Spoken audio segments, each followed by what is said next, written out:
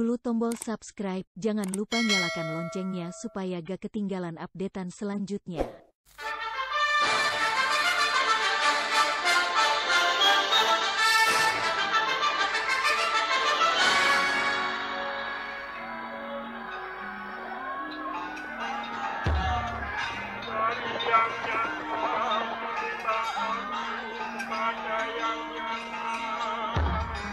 Dari kegelapan bimbinglah aku kepada yang terang.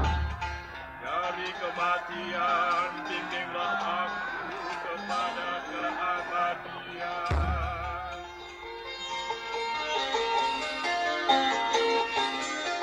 Gelang-gelang sangkala.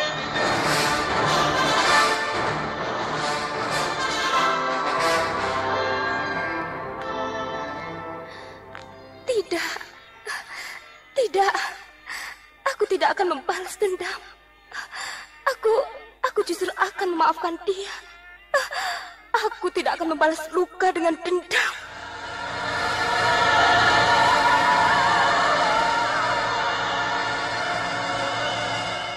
Akulah Ambuni, putra Aryawarta yang kini bebas untuk membela kehormatan dan harga diri ayahnya.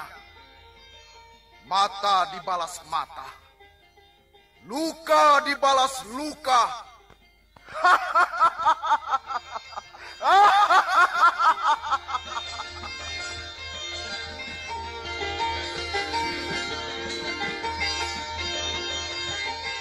Sebuah sandiwara radio, persembahan Teater Sanggar Prativi. Dalam episode ini menampilkan 3 murid perguruan. Naskah karya Jen Somo, teknik dan montase Joko SP, sutradara Yerudi Wartono.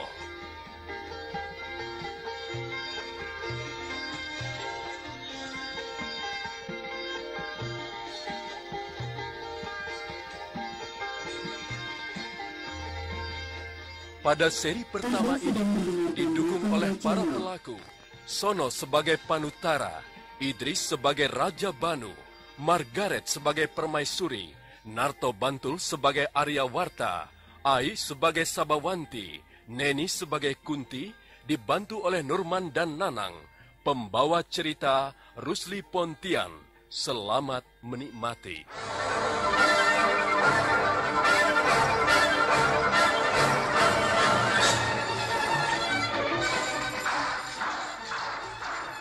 Wilayah kerajaan kecil di sekitar Tuntang sedang diobrak-abrik pasukan ganas dari wilayah utara. Mereka menamakan diri prajurit-prajurit Sailendra Mulia.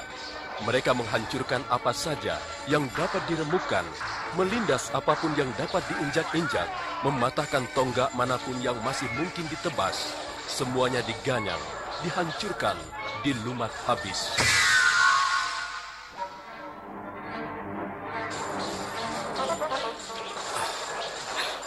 Kamu tentu yang bernama Banu. Ya, akulah Banu, raja di Tuntang ini. Siapa kalian? Dan apa maksud kalian mengobrak-abrik wilayah kekuasaanku? Awas, jangan mencoba melarikan diri, atau melawan, atau memegang benda apapun. Pedang ini akan menghabisi nyawamu. Ayo, diam di tempatmu dan jangan bergerak. Siapa kamu? Apa maumu? Dan dari mana kamu? Aku seorang prajurit Sailendra Mulia. Kamu diperintahkan untuk menghancurkan kerajaanmu oleh raja kami, Sri Darmatungga. Apa?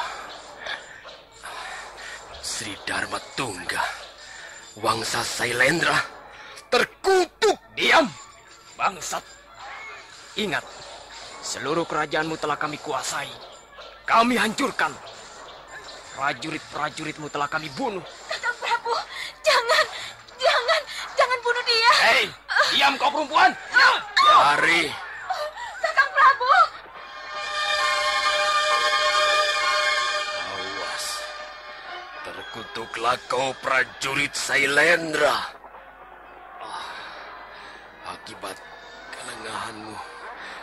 Pedang ini menembus jiwamu. Ya! Mari kakak, kita harus cepat melarikan diri. Ayo, lewat pintu rahasia saja. Ayo. Nah, ini dia yang kita cari-cari. Ayo, tangkap dia, bunuh. Jangan biarkan dia lolos. Lemparkan tombakmu. Rasakan tombakku ini.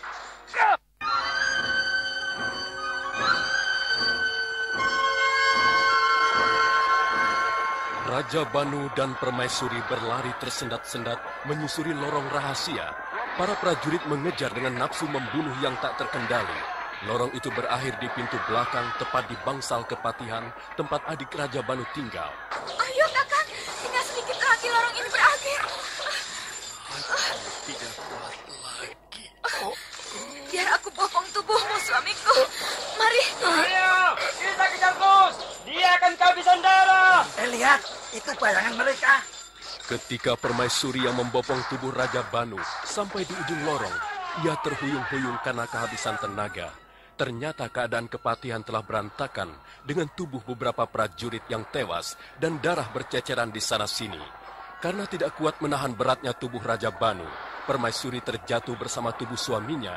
Pada saat itulah muncul bocah kecil berumur 4 tahun, putra Mahapati, adik Raja Banu. Bibi. Engkau nak, mana ayah dan ibumu? Ayah dan ibu telah dibunuh. Mereka membunuh ayah dan ibuku. Bibi, saya takut. Saya takut, Bibi. Kasihan. Kemarilah nak. Jadi Adimas dan istrinya telah tewas. Saya takut, Bibi.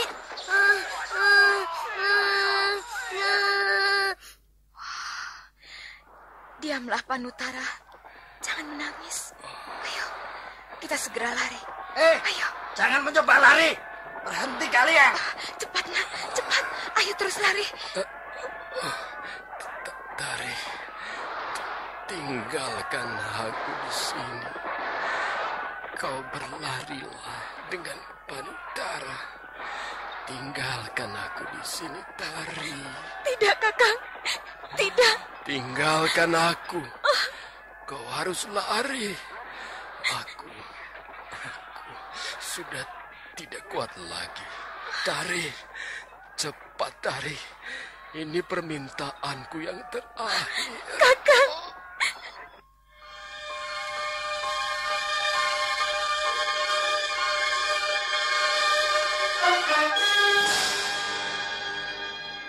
Oh, Bibi. Bibi. Paman. Paman. Oh, jangan. Jangan bunuh pamanku. Jangan. Jangan sentuh bibiku. Kakang. Kakang Panutara. Oh, Kakang Panutara. oh, jangan. Jangan bunuh paman. Jangan sentuh bibi. Jangan. Paman. Bibi. Kakang Panutara. Oh. Bangun. Bangun, Kakang. Bangun. Oh. Bangun, Kakang. Apa yang terjadi? Hah? Oh, di mana aku? Mana paman dan bibi? Sadar. Sadar, Kakang. Oh. Sadarlah. Kau bermimpi. Kunti. Oh, apa yang terjadi? Mana paman dan bibi? Kau mengigau, Kakang. Ya? Kau bermimpi. Oh. Sadarlah, Kakang. Sudah. Jangan berteriak-teriak di tengah malam begini, Kakang. Oh, apa? Mimpi. Oh, mimpi itu lagi. Itu lagi. Berdoalah, Kakang. Berdoalah kepada Hyang Widi agar kau tenang, agar kau kuat menanggung semuanya. Mimpi-mimpi itu selalu datang. Selalu hadir di setiap tidurku. Mimpi itu datang lagi. Datang lagi. Setiap saat. Mengancam aku. Membunuh aku, Kunti. Tenang, Kakang. Nah, ini. Minumlah air ini. Lebih dari setengah abad telah lewat. Tetapi iya, kejadian itu selalu terulang dalam mimpi-mimpiku, Kunti. Aku takut. Tenanglah, Kakang. Aku selalu di sampingmu. Tidak, Kunti.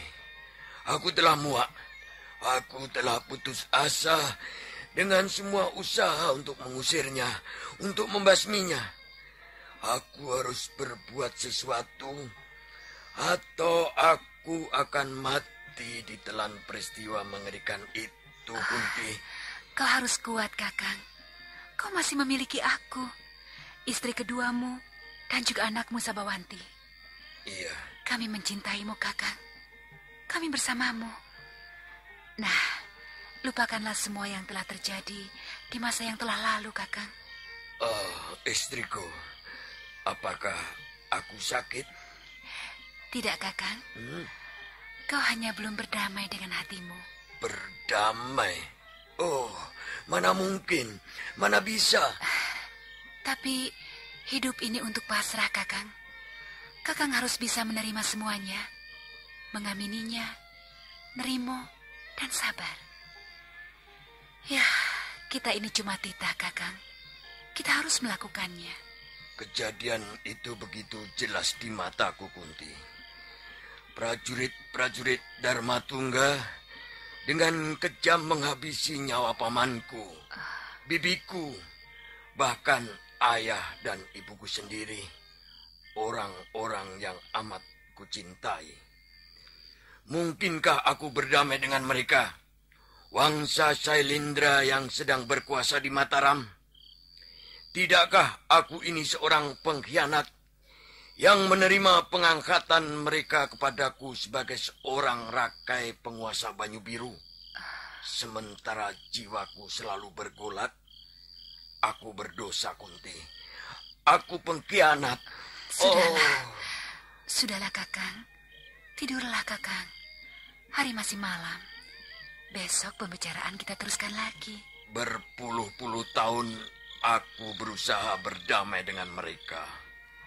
Tetapi selama itu pula jiwaku terkoyak-koyak, jiwaku hancur. Dan mimpi itu, dia mengejarku terus. Aku tidak tahan, Kunti. Aku tidak tahan. Sudahlah, Kakang. Mari kita tidur kembali.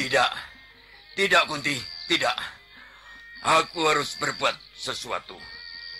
Sekaranglah saatnya dendam itu dibalaskan. Hutang ini harus dilunasi. Kakang. Perdamaian itu telah mencapai batasnya. 56 tahun kuulurkan hatiku untuk suatu kemuliaan kemanusiaan. Tetapi akhirnya berakhir juga. Kepalsuan itu harus dihapus. Sandiwaraku harus berakhir pada usiaku yang ke-60 ini, Kunti. Kakang, aku mencintaimu. Nasib telah setia mengasuh aku. Selama itu aku selalu bersabar. Nasib pula yang akan membawa aku kepada sesuatu yang lain. Barangkali ini semua sudah menjadi kehendak langit dan garis-garis alam. Aku akan melakukan sesuatu, Kunti. Apa itu, Kakang Panutara? Memberontak, mengangkat senjata. Anda sedang mendengarkan Rakanda Channel. Usia kita tidak berbeda jauh, Panutara. Sudahlah, kau ikut aku saja. Kau tahu, Panutara, dalam umurku yang lebih dari setengah abad ini, perjuanganku tidak juga selesai. Kalau kau setuju kita bisa bersekutu, kekuatan kita menjadi lebih tangguh. Kita hancurkan Mataram dan kita robohkan kekuasaan Sailendra. Justru pada saat kita yang sudah usur ini, mengapa dendam kita bergejolak kembali, Aryawarta? Dendam itu tidak pernah padam. Hanya saja selama ini kau memendamnya dalam-dalam. Akibatnya kau kesakitan, kamu menderita. Tetapi aku selalu merongrong kekuasaan Mataram sejauh aku bisa. Aku selalu memimpin diriku sendiri untuk mengatasi kesewenang-wenangan Sailendra. Tetapi untuk apa, Aryawarta? Untuk apa semua itu kau lakukan? Jadi, kau menganggap semua yang kulakukan itu sia-sia? Terserah. Bagiku semuanya cukup jelas. Aku menagih utang mereka kepadaku. Mereka yang telah mencopot jabatanku sebagai Panglima Muda di zaman Rake Panunggalan. Memang, Panutara, kekuasaan Panunggalan diwarnai oleh kekerasan, penindasan, dan penjajahan di mana-mana. Tetapi aku pun ikut membantu Samara Grawira untuk naik tahta. Aku terlibat langsung dengan perebutan kekuasaan itu. Kenyataannya, dengan seenaknya saja Raja Samara Grawira melupakanku, mencopot kedudukanku, dan menendang aku. Habis manis seperti buang. Aku paham, aku mengerti. Tetapi aku menghadapi kesulitan sehubungan dengan kedudukanku. Mereka telah mengangkat aku menjadi Rakai, penguasa daerah Banyu Biru. Aku alat dan bawahan Mataram yang harus setia dan mengabdi sepenuhnya kepada negara. Sementara itu, hatiku selalu diancam oleh dendam membara untuk membalas luka jiwaku. Oh, aku bingung. Aku bingung, Aryawarta. Aku tidak tahu bagaimana harus bersikap. Panutara, tidak biasa bagimu untuk bersikap ragu-ragu dan pelintang seperti sekarang ini. Ada apa, Sobat? Ada apa? Kedudukanku, jabatanku. Itu lebih bagus. Dengan jabatan dan kedudukanmu, kau lebih leluasa bertindak. Kau justru dapat menyusun kekuatan lebih besar. Kau bisa mengelabui istana. Kau... Iya, aku tahu. Nah, apalagi Panutara. Lakukan segalanya. Lebih cepat, itu lebih baik. Aku 2 kali akan menjadi pengkhianat. Jangan bodoh, Panutara. Aku tidak bodoh. Lalu apa? Aku hanya butuh waktu. Aku perlu merenungkan semua sikap dan pergulakan batinku. Aku harus... Tapi kau perlu mengambil sikap tegas dan memutuskan sesuatu. Aku tahu, Aryawarta. Jangan menyudutkan aku. Baiklah, Panutara. Aku akan sabar menantimu. Pulanglah. Renungkan semua pembicaraan kita hari ini. Dan jangan lupa, aku akan selalu membantumu. Aku selalu siap bersekutu dan mengangkat senjata. Yang paling penting, gabungan antara kekuatanmu dan kekuatanku akan menghasilkan tenaga dahsyat untuk menumbangkan Mataram. Kapan kau dapat menemuiku? Kapanpun kau inginkan, aku selalu siap. Aku akan datang ke Banyu Biru. Bagaimana kalau 2 pekan lagi kau ke Banyu Biru, bertepatan dengan malam purnama? Ya, aku akan datang, Panutara. Oh iya, apakah kau sudah mengirimkan putrimu Sabawanti ke perguruan Begawan Prasetya di hutan Lereng Merbabu, Panutara? Barangkali pekan ini juga dia akan berangkat. Bagaimana dengan anakmu, Ambuni? Menyenangkan. Ilmu yang telah kuberikan kepadanya bergabung dengan ajaran Begawan Prasetya. Hasilnya suatu keterampilan tinggi yang cukup memberi harapan. Dia termasuk harapan kita untuk bertindak dan membantu rencana ini. Aku kira kalau Sabawanti nanti sudah belajar di sana, kekuatan kita akan bertambah. putrimu itu menunjukkan bakat yang besar. Aku harap begitu, Aryawarta. Iya. Bagaimana dengan rencana kita untuk menjodohkan mereka berdua? Oh, aku setuju saja.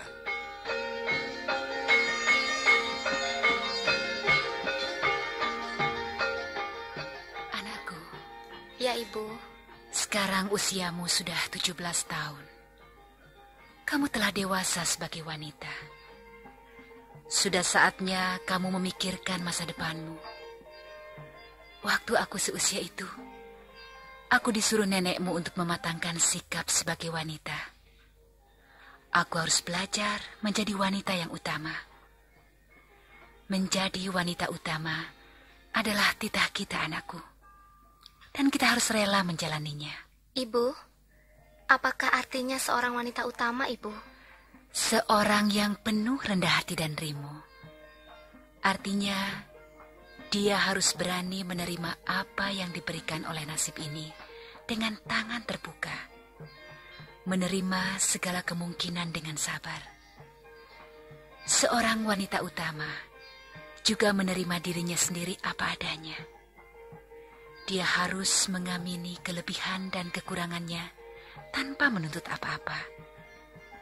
Dia harus percaya bahwa Hyang Widi amat pemurah dan berbelas kasih.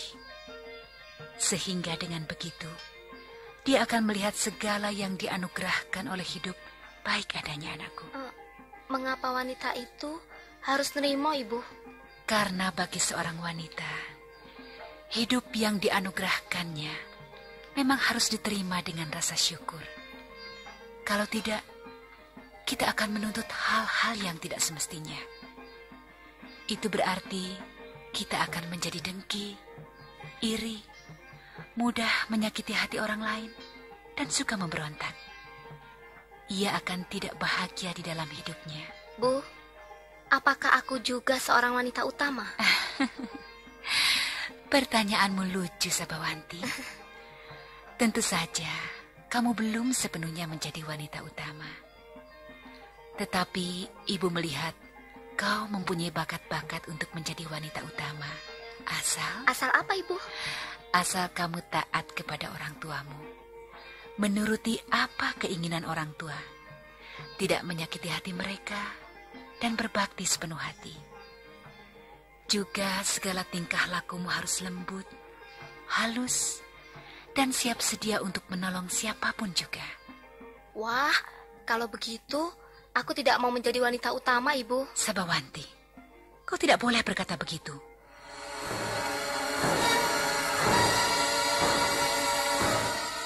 Sebuah bayangan hitam di keremangan malam, tegak dan kusuk dalam semadi. Suara-suara alam lembut membuai dirinya. Angin yang semilir memeluk keheningan batinnya. Seorang gadis muda tengah kusuk menyerap tenaga dari alam. Dialah Sabawanti yang sedang melatih ilmu keheningan batin yang diajarkan ayahnya Rakai Panutara.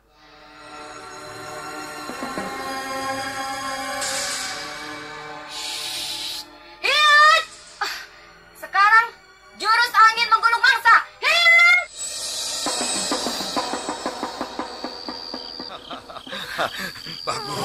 Bagus.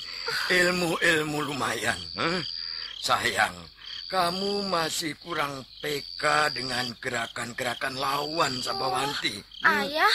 Kalau begitu, kita sudahi saja latihan ini. Besok kamu teruskan lagi. Aku ingin bicara denganmu. Baik, Ayah. Di mana Ayah ingin berbicara? Oh, di sini saja.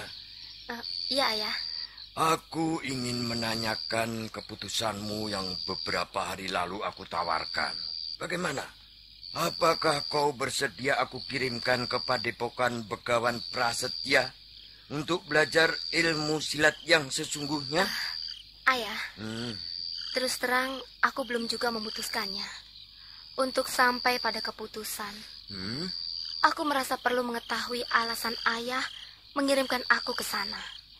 Sebab, bukankah aku ini seorang wanita, Ayah? Mengapa harus belajar ilmu silat? Loh, ada apa, Sabawanti? Tiba-tiba kau merubah jalan pikiranmu.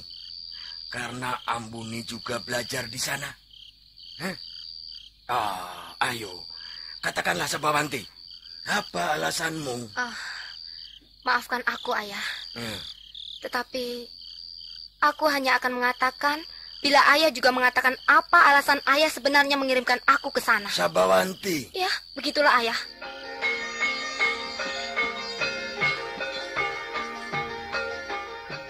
Sabawanti tiba-tiba merubah pikirannya, cenderung untuk menolak tawaran Rakai Panutara mengirimkannya ke Padepokan Begawan Prasetya. Mengapakah Sabawanti merubah jalan pikirannya? Siapakah sebenarnya Ambuni? Apa hubungan Ambuni dengan keputusan Sabawanti? Apa alasan yang sesungguhnya Rakai Panutara hendak mengirim Sabawanti ke Padepokan Begawan Prasetya? Bagaimana kesudahan keputusan Sabawanti? Marilah, untuk mengetahuinya, kita ikuti serial Sandiwara Radio Gelang-Gelang Sangkala ini di radio kesayangan Anda. Sampai jumpa.